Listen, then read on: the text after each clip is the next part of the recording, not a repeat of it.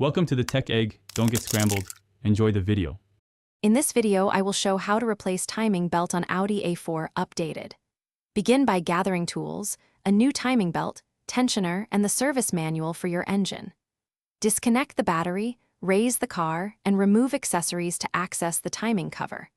I'll guide you through marking timing positions, loosening the crank bolt, swapping the belt and tensioner, and double-checking timing alignment before reassembly. Take breaks and work methodically to avoid costly mistakes. Next, we focus on safely removing old components while keeping timing accurate and parts intact.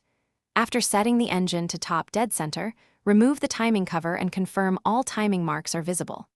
Loosen the tensioner carefully and withdraw the old belt, checking pulleys and seals for wear. Keep bolts organized and note their locations. With patience and clear markings, you'll avoid common alignment errors and make the rebuild smoother. Quick recommendation and a small shop hack that ties in nicely. These leak-proof meal prep containers are great for sorting bolts, small spacers, and fasteners while you work, and they keep lunch tidy too.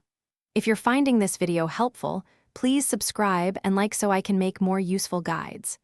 Check the description for the link and other deals, and now let's get back to the video. Now we install the new belt with care and precision to protect your engine.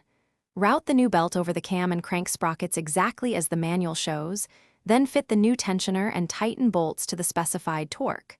Rotate the engine 2 full revolutions and recheck timing marks to confirm perfect alignment. If marks shift, correct before reassembly. Reinstall covers and belts, reconnect the battery, and test run gently. Thanks for watching. Consider subscribing if I helped unscramble your problems.